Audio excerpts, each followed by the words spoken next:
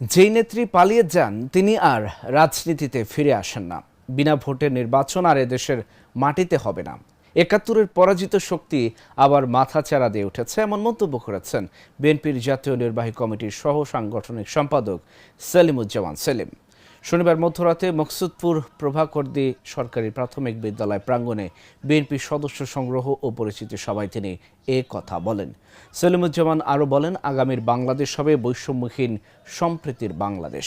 BNP সবসময় সম্প্রীতির রাজনীতিতে বিশ্বাস করে, তাই আগামী নির্বাচনে ধানের শীষের প্রার্থীকে বিজয়ী করতে হবে।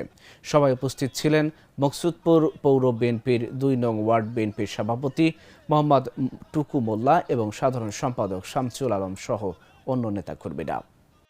আজকে বাংলাদেশের আকাশে কিন্তু দুর্যোগের ঘনঘটা শুরু হয়েছে। এজন্যই আমাদেরকে ঐক্যবদ্ধ থাকতে হবে। আমাদেরকে যে কোনো মূল্যে বিএনপিকে ঐক্যবদ্ধ থাকতে হবে। আল্লাহর খেলা কি, যারা জিয়া পরিবারকে দেশ থেকে তাড়ানোর প্ল্যান করেছিল তারা নিজেরাই এদেশের জনগণের ভয়ে তারা আজকে পালিয়ে গেছে। যে নেত্রী পালিয়ে যায় সেই নেত্রী কিন্তু কখনো আর ফেরত আসে না। আমি আপনাদেরকে বলতে চাই, যে নেত্রী এদেশের মানুষের ৩০ লক্ষ কোটি টাকা নিয়ে পালিয়ে গেছে, সেই নেত্রী সেই দল আর কখনো এদেশে রাজনীতি করার জন্য ফিরে আসবে না। এই জন্য আমি আপনাদেরকে বলি, এদেশে বিগত যে ৪টি নির্বাচন অনুষ্ঠিত হয়েছিল, কোন নির্বাচন কিন্তু সুষ্ঠু হয় নাই।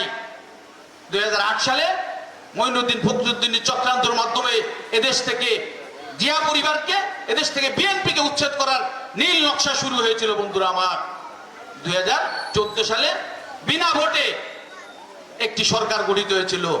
২০১৮ সালে একটি দামি নির্বাচন অনুষ্ঠিত হলো এবং ২০২৪ সালে যে সাজানো রাতের অন্ধকারে যে নির্বাচন অনুষ্ঠিত হয়েছিল, এদেশের কেউ কিন্তু আমরা এখানে ভোট দিতে পারি নাই। এখানে আপনারা যারা আছেন, আমার মনে হয় বিগত ৪টি নির্বাচনে আমরা কেউ স্বাধীনভাবে আমাদের পছন্দের কোনো প্রার্থীকে ভোট দিতে পারি নাই।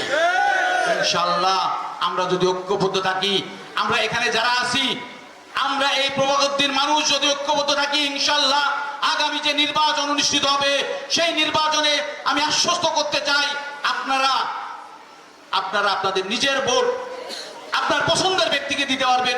সেই পরিবেশেই কিন্তু এদেশে আর একটি নির্বাচন অনুষ্ঠিত হবে।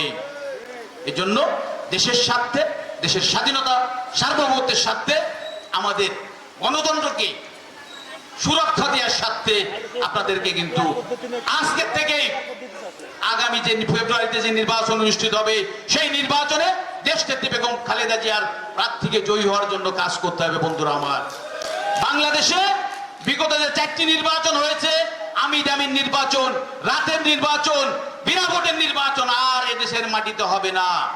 লোক যারা বিএনপির সুদিনে ছিল, বিএনপির দুর্দিন দেখে তারা কিন্তু অনেকে পালিয়ে গেছেন। শুধু পালিয়েই যান নাই, পালিয়ে যে বিভিন্নভাবে অন্য দলের সাথে যে বিএনপির ক্ষতি করার চেষ্টা করেছেন। আমি আজকের এই সমাবেশ থেকে বলতে চাই, বিগত দিনে যারা বিএনপির ক্ষতি করেছে তারা আর কখনো বিএনপি করতে পারবে না।